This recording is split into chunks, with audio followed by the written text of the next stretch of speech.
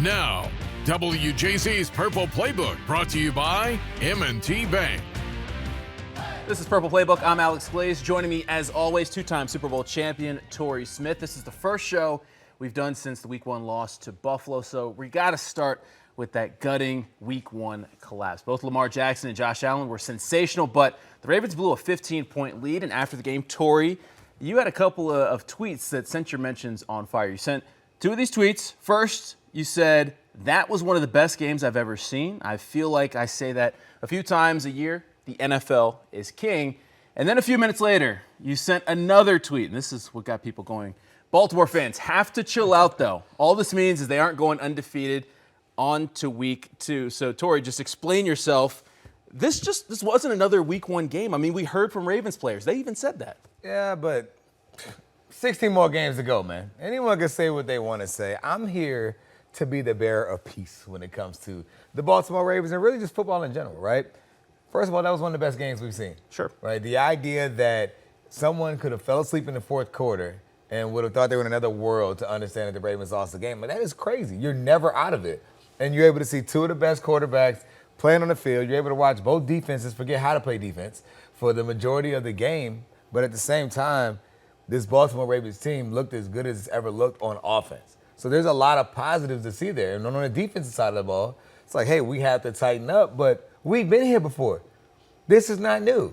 The same defense that we had all these high expectations for started off extremely slow the first few games of the year last year. So, yes, it's all about coming out with that one play because guess what? Buffalo won the game, but Buffalo is having the exact same conversation today in their building about what the defense needs to do, right, and how the offense needs to continue to be consistent as the Baltimore Ravens are. This is one of the best teams in the league. You just got to make sure you take care of business when it matters the most. What do you make of all the conversations surrounding John Harbaugh right now? This was his 17th double-digit second-half blown lead, the most of any coach in the NFL since 1991. Just what do you make of the conversation surrounding John Harbaugh and his decision-making? I think those numbers are crazy. He's also been coaching for a long time. Yeah, when you coach, that's the only thing about it. It's just like if you're a person like Derrick Henry, who some people are like, oh, my gosh, that fumble changed the game. It did, right? It changed momentum and a lot of different things that you can't really measure, but the only way you don't make a mistake in a game where you feel like it's your fault is if you're a bench warmer and you don't play, right? So for someone like Derrick Henry who poured his heart out, you can't put that game on him, but that was the key play in terms of momentum shifting. And when you talk about Coach Harbaugh, did Coach Harbaugh drop the ball? Right? Did he fumble the ball? Did he allow them to get back into it? He didn't go for it on going for it on fourth down when Lamar was cramping. I do like to believe that Coach Harbaugh has typically, we've sat on the same seat and questioned is he too aggressive. So I'm a person that believes whatever call you make is the right one if it goes the way you want it to make it. So in that situation, you're up. Yes, it would have mattered because you did have momentum, but to me, you live with it, right? And they have the guys that are supposed to be smarter than all of us, the analytics guys, telling them in their ear what they should do. But to me, with Coach Harbaugh, I get it. The fans love to pile on to the number of comebacks. But I'm here to tell you as a player, I don't know if this football spirit or what.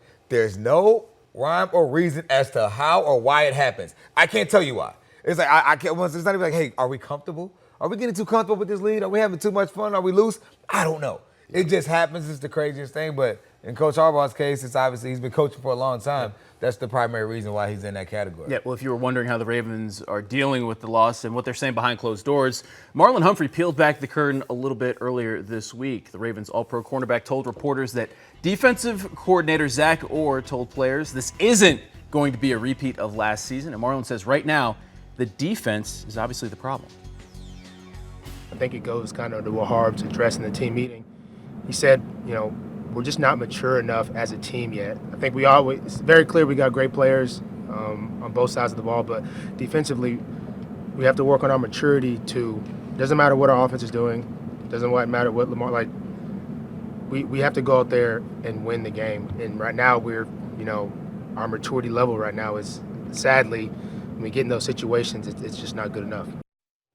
Torrey, first of all, just what did you make of the defense when you were watching that Buffalo game? Yeah, I agree with what he just said, right? They were inconsistent, right? And oftentimes that comes with being together for the first time, right? Early season situations, also players as well. When you're watching, there's things that we don't know assignment-wise that seem blatantly obvious that it was wrong. but it's a simple miscommunication on their end as to why something didn't happen. So to me, the idea of on the back end, I don't think they cover well enough. But I always say, and you'll hear me say this each and every year, and oftentimes here, if you show me a great pass rush, I'll show you a great defensive backfield. And the pass rush felt like it was non-existent the majority of the game. So as they ramp that up and guys start to get home, that's going to be a game changer for this defense, and it'll allow the guys on the back end to make more plays. Marlon also made an interesting comment, kind of referencing to what Zach Orr told some of the defensive guys, said that they're not going to cover for guys. They're not going to mask things like they did last year. And guys that want to be out there and are doing the right things, those are the guys going to be playing. And if you're not out there doing the right things, you're not going to play. Yeah. Just kind of, what do you take from that messaging? Because it kind of sounds like, some of the guys that aren't here, like a Marcus Williams and Eddie Jackson. Yeah. We kind of assume some of those things are happening behind the scenes, but Marlon kind of addressed that this week. Yeah, I say the same thing to our 11-year-old kids, so I believe that at level 82. Yeah. You better do your job, or someone else is. We're not covering up for you, right? You have to understand how to do it. And I think when you talk about this Baltimore Ravens team, all the hype was about this roster was the best roster in the league. And the secondary. And the secondary was the first one, but to me, it's still just only one game, right? It still can be that. But just like anyone, you never saw me over here getting all excited about, oh my gosh, they have it all. I'm like, they have the pieces, but that's great. You better go do it, right? And they have the talent, and I believe at the end of the year, it's all going to come together, but that game was a tough one. And by the way, let's not forget, we're talking about a game and acting like this team was blown out. That's not, they lost by 1 point, right? Blowing a 15-point lead, though, in the fourth quarter. I get it. I would rather blow a 15-point lead than get beat by 15 and not have a chance. Not to that team. Not after all offseason. To one of the best teams in the league. I don't want to hear, that was last year. The Buffalo Bills still have the reigning MVP. Hurts me to say that. The reigning MVP. This team is one of the best teams in the league when it comes to the roster overall, and you're going to see them at the end.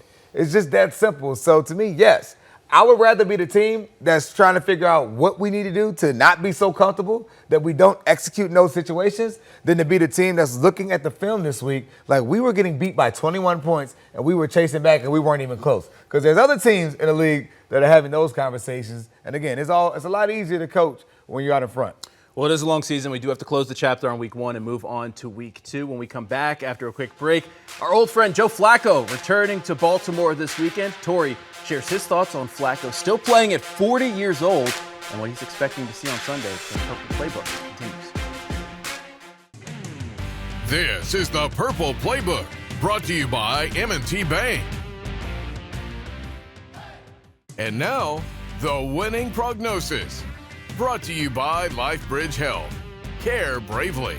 And welcome back to Purple Playbook. Of course, as we turn the page to week 2, the Ravens are celebrating their 30th anniversary, and Joe Flacco is returning to Baltimore for the first time since 2018. No question, it's going to be an emotional moment for Flacco and fans. Flacco led the Ravens to a historic run in the 2012 playoffs that finished with a Super Bowl win in Super Bowl 47. John Harbaugh and Lamar Jackson spoke about their old friend earlier this week. He's iconic, I think, in Baltimore football history, and so respect that and admire that, and I still keep in touch with him, except not this week. I don't know if people know, but Flack's funny, dog, and he used to have me rolling, man, as a rookie, bro. I used to be like, man, this man just say stuff like so nonchalant, and it's great, man. He's a great person to be around. Flacco, funny guy? He is hilarious, actually, and I agree with what Lamar said. It's because he says something and it can be very serious, but he is so nonchalant that it seems hilarious because he's saying it. But to see Joe playing now, I had the opportunity to run into him every once in a while. I probably see him maybe about once a year, but I saw when Joe was asking, they were like, how often do you keep in touch with Lamar? And he was like, not really. And I was like, yeah, that's about right for Joe. Joe's like that with everyone. So it's not he doesn't like Lamar. Joe doesn't like communicating with anyone ever. Like, if he calls, I know it's to laugh about something. That's funny. Right? But, I'm excited for him. But what do you think the reception's going to be? I think the reception's only look one way. This is a guy that led the Ravens to their second Super Bowl, a guy that was drafted here, homegrown, built, and delivered.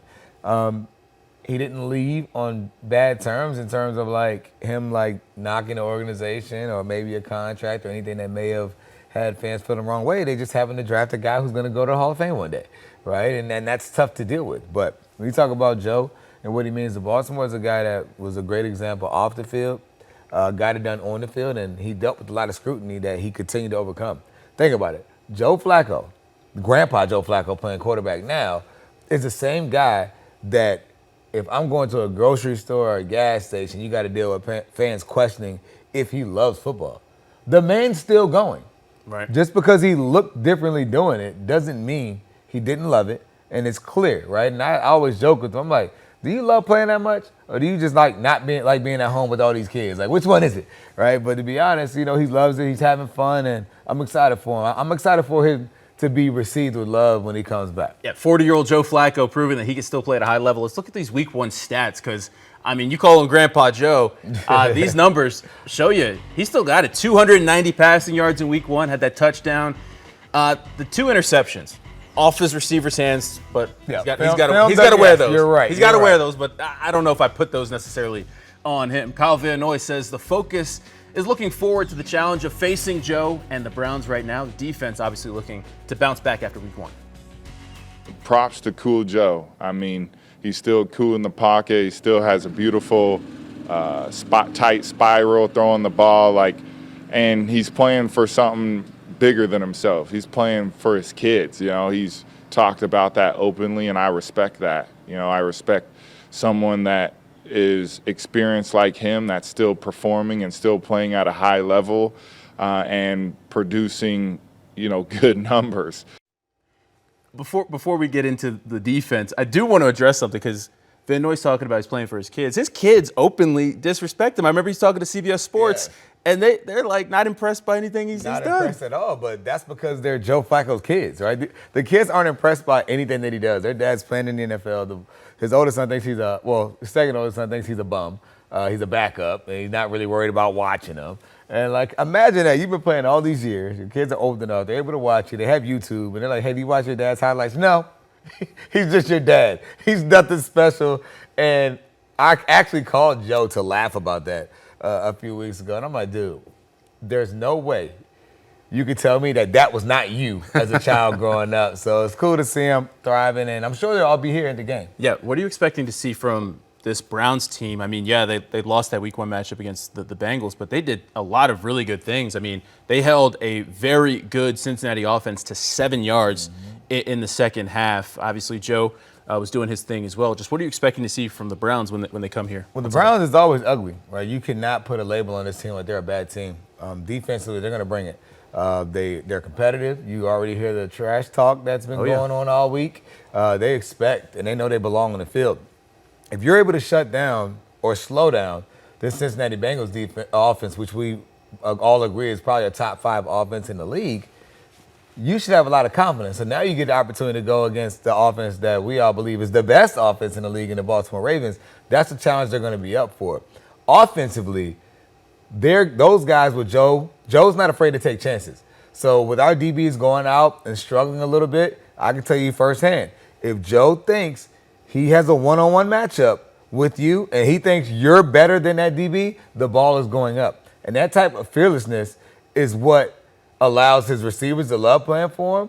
But also when you're in the secondary of that, you have to be ready at all times because he'll change it. If he thinks you're pressed and he thinks his guy just flat out better than you, and hearing Jerry Jeudy and other guys talk about their confidence and how it's not a challenge, this is going to be a nice competitive game, and it's a great opportunity for this defense to come ready to roll to shut down the Cleveland Browns. Absolutely. Well, you mentioned this is always an ugly matchup. Let's pull up this full screen with Lamar Jackson's history against the Browns. Since 2020, played 9 games. Lamar 6-3, but I mean, he's had a lot of success, right? I mean, because there's also been some games where he hasn't played because of certain situations. But 6-3, when you think of the Cleveland Browns, I mean, they play the Ravens tough. I mean, the last 2 seasons alone, the thing that stands out to me, they've split this series. So this is a division rivalry that is pretty even when you look at the history. And 6-3 is a nice record, but 6-3 does not tell you how those games were played.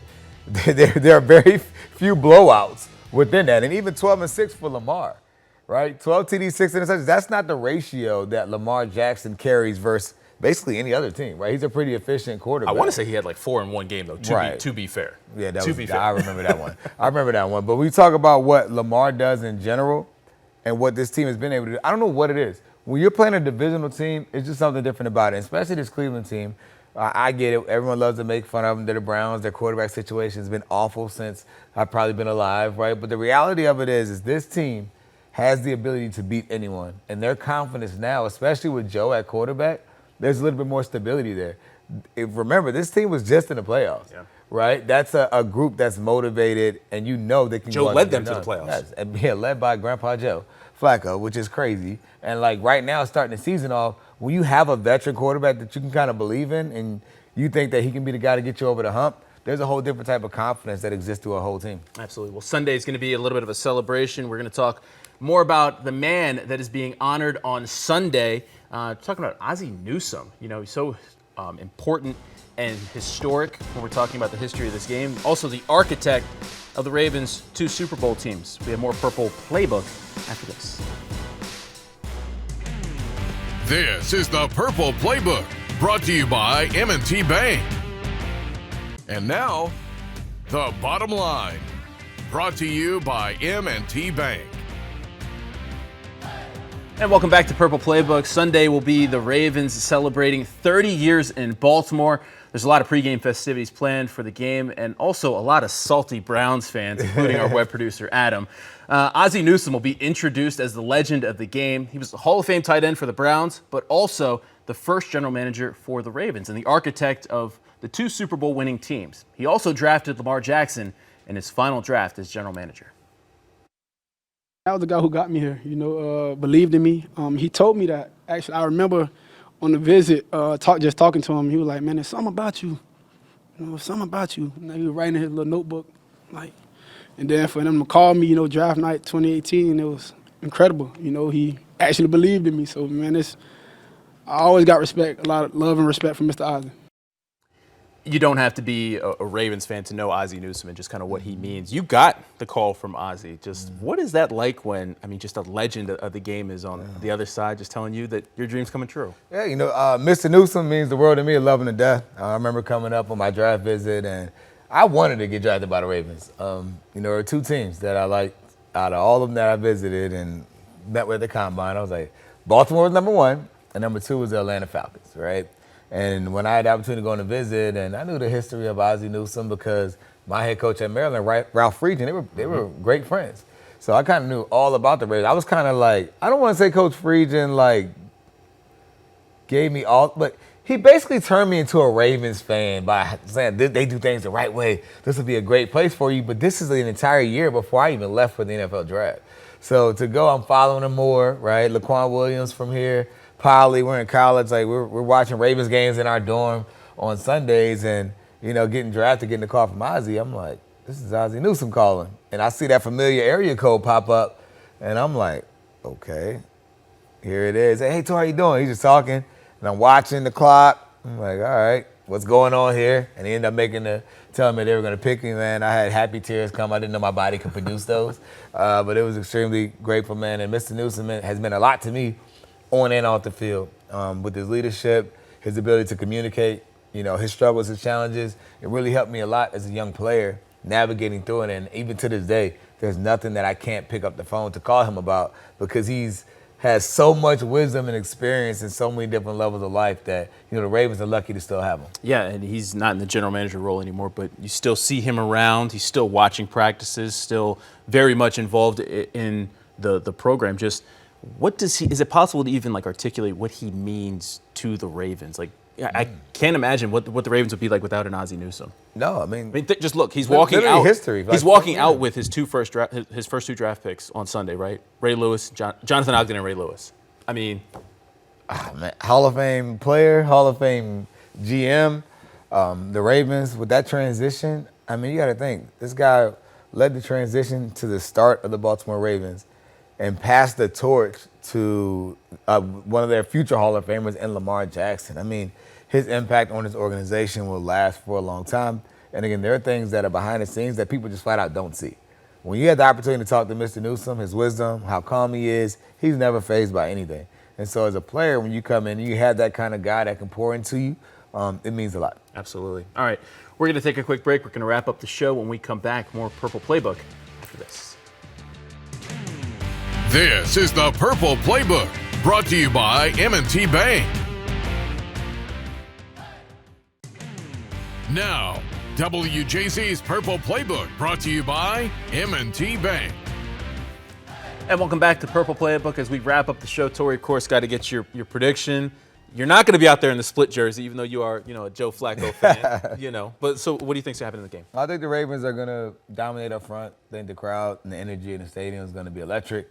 It's going to be a great opportunity to get the season home opener, right? Sometimes you need that little feel and energy of home. They played very well on the road, so expecting that same thing here, running the ball very well. I think Lamar has another big day, but I think the secondary comes to play, and they ruined the homecoming for my brother Joe Flacco. Okay, the homecoming for Joe Flacco will be ruined. And, of course, this is also going to be a special Sunday for us here because Purple Pregame is going to be live from Jimmy Famous Seafood's Tailgate. Super Bowl champion Qadry Ismail going to bring you the latest Ravens news and updates from the biggest tailgate in Baltimore. Grace Grill is going to be on the field for us. Purple Pregame streams Sunday morning on CBS News Baltimore at 11 and then airs right here on WJZ at 11:30. I mean, Torrey, just no better place to start your Sunday than the tailgate, right? Oh, folks at Jimmy's do it right. Rocking. Jimmy's Seafood has the biggest and best tailgate in the nation right now. And if you haven't been to the tailgate, if you're over 21, I suggest you check it out. Even if you're not, they got stuff for the kids too. They have games, they have music. But it's rocking over there. My son TJ's walked over there with me a couple of times, but you got to keep him save close. it for the adults. Keep him save close. it for the adults. Keep him close. All right. Well, that'll do it for us here. For Torrey, I am Alex Glaze. We are going to see you all next week. Ravens, big week. A must-win? Must-win game? Every game's a must-win game. Oh, my. Come on. A must-win game for this team. And we are going to be back next week for week 3. Thanks for watching.